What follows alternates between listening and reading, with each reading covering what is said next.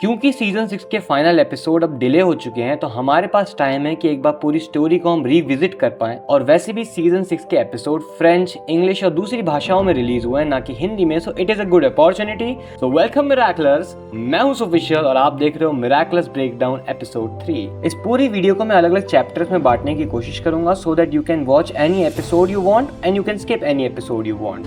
So let's get started. इस पूरी कहानी की शुरुआत हम करेंगे सीजन 5 की एंडिंग के साथ। सीजन 5 के फिनाले से पहले ये स्थिति बन चुकी थी कि अब गैब्रियल एग्रेस को कैटाक्लिज्म जो हुआ है वो धीरे धीरे करके उनकी जान लेने वाला है। साथ ही नेटली मरने वाली क्योंकि उसने एक ब्रोकन पीकॉक मिरेकलस इस्तेमाल किया जस्ट लाइक एड्रियन की मदर। दूसरी तरफ अलायंस रिंग का इस्तेमाल करके गैब्रियल एग्रेस और सुरु की सा ने मिल के पूरी दुनिया को लेडीबग के खिलाफ करने की कोशिश कर दी है।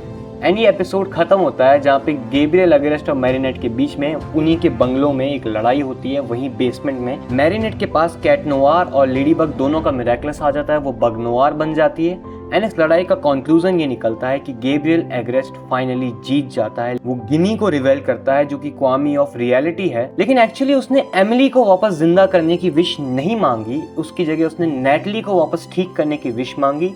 और हर विश के बदले में आपको कुछ ना कुछ सैक्रिफाइस करना पड़ता है, तो उसने अपनी जान को सैक्रिफाइस कर दिया। लेकिन जाते जाते वो मैरिनेट को एक ऐसी चीज बोल के जाते हैं जो पूरे सीजन 6 को डिफाइन कर रही है। गैब्रियल एग्रेस ने कहा कि मैरिनेट, एड्रियन को कभी ये पता नहीं चलना चाहिए कि मैं हॉकमॉथ हूँ, उसे बस ये याद रहे कि मैं एक अच्छा फादर बनने की कोशिश कर रहा था। लेकिन यहाँ पे एक बड़ा ट्विस्ट ये होता है कि इस पूरी लड़ाई के बीच में हमें दिखाया जाता है कि लाइला वहाँ पहुँच चुकी है एक नए डिस्गाइज में।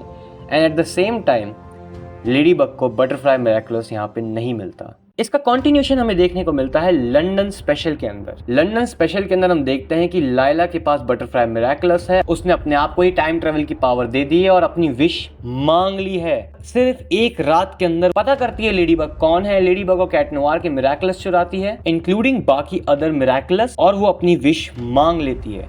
लेकिन थैंक्स टू बनेक्स लेडीबग भी टाइम ट्रेवल करके पीछे जाती है और लाइला को रोक लेती है, लेकिन उसे ये पता नहीं चलता कि बटरफ्लाई मिरेकलस का होल्डर कौन है। इस पॉइंट पे लाइला को भी ये बात पता नहीं है कि अब लेडीबग कौन है, और लेडीबग को भी ये बात पता नहीं है कि नया बटरफ्लाई मिरेकलस होल्डर कौन है, वो किस तरह काम करता है।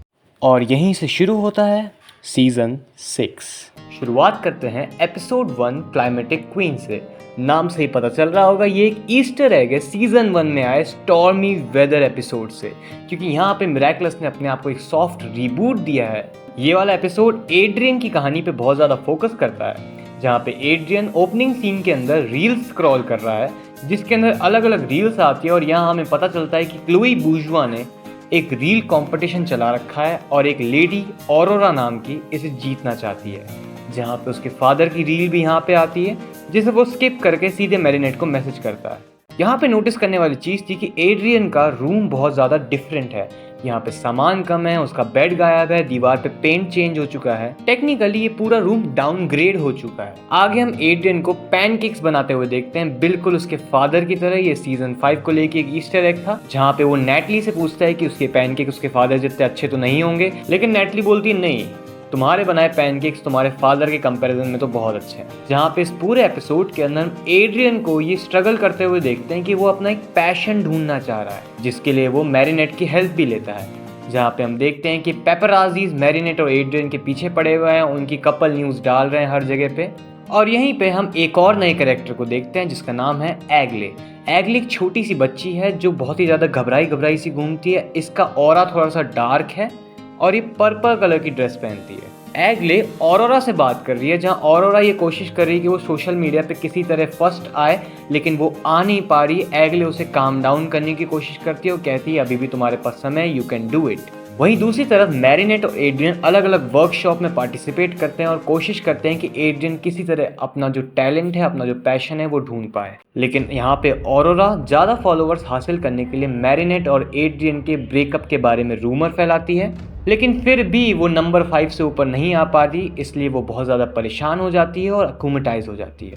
यहाँ पे सीजन में पहली बार हम अकुमेटाइजेशन देखते हैं और हमें पता चलता है ये पहले के सीजन से बहुत अलग है, जहाँ पे इस अकुमेटाइज करने वाले व्यक्ति ने ना अपनी पहचान बताई, इसकी आवाज़ भी ना मैन की है ना लेडी की, मिक्स्ड वॉइस है इसके अंदर। साथ ही इसके फिगर से भी ये पता नहीं लगाया जा सकता कि आखिर ये है कौन। एंड देन आती है क्लाइमेटिक क्वीन पिक्चर में, जहाँ पे एक बार फिर से स्टॉर्मी वेदर से एक ईस्टर एग देखने को मिलता है। कैट नोवार बिल्कुल फनी स्टाइल में मॉक कर रहा होता है विलन को अपनी पूंछ घुमाते हुए। इस पूरी फाइट के अंदर जो कलर ग्रेडिंग और डेप्थ है वो बहुत ही ज्यादा ऑसम है। साथ ही इस पूरी फाइट सीक्वेंस को मैं इस पूरे सीजन के one of the best fight sequence में से रखना चाहूंगा। और यहाँ हमें ये भी समझ में आता है कि एड्रियन का पैशन सुपर हीरो बनना है, क्योंकि जो ऑरा फार्मिंग करी है कैट नोवार ने इस एपिसोड के अंदर, he was the main character here. लेकिन हमारे हीरोज फिर भी पिट रहे होते हैं, तो वो हेल्प लेते हैं मैक्स यानी हमारे पेगासस की और इस विलन को हरा देते हैं। और यहाँ पे मिराकुलस वालों ने एक नई चीज शुरू करी है, पोस्ट क्रेडिट सीन जैसा कुछ, जिसको हम पोस्ट क्रेडिट सीन ना कह के क्लोजिंग सीन बोलेंगे। तो इस पूरे एपिसोड के क्लोजिंग सीन के अंदर हम देखते हैं कि मैरिनेट और एड्रियन आपस में बात कर रहे हैं और एड्रियन उठ के फिर अपने घर चला जाता है। लेकिन घर जाने के बजाय वो भागना शुरू कर देता है। वो किसी चीज से परेशान है, फ्रस्ट्रेटेड है, उसे कोई चीज की कमी महसूस हो रही है। And we all know it's his father. और यहाँ पे हम एक और नई कैरेक्टर को देखते हैं, एक लेडी जो एड्रियन के पास आती है जॉगिंग करते हुए और एड्रियन से पूछती है अकेले जॉगिंग क्यों करते हो, और दोनों साथ में जॉगिंग करना शुरू करते हैं। And her name is सबलाइन। Episode 2 की स्टार्टिंग में हम देखते हैं कि नई बटरफ्लाई मिराकुलस होल्डर आसपास डायरी से घिरी हुई है और एक डायरी के अंदर वो अपना प्लान लिख रही है। फिर हम मैरिनेट और आलिया को देखते हैं जो ये पता लगाने की कोशिश कर रहे हैं कि नया बटरफ्लाई मिराकुलस होल्डर कौन है और उसके एम्बिशंस क्या है। मैरिनेट अपने क्लमजी स्वभाव के चलते पैनिक कर रही है और आलिया बड़ी शांत है। जहाँ पे इस एपिसोड के अंदर मैरिनेट और एड्रियन के रिलेशनशिप के ऊपर फोकस किया जाता है, क्योंकि ये रिलेशनशिप दोनों के लिए नया नया है और मैरिनेट का बिहेवियर बहुत ज़्यादा क्लमजी है, तो मैरिनेट बहुत ज़्यादा डरी हुई है एड्रियन को अकेले फेस करने से।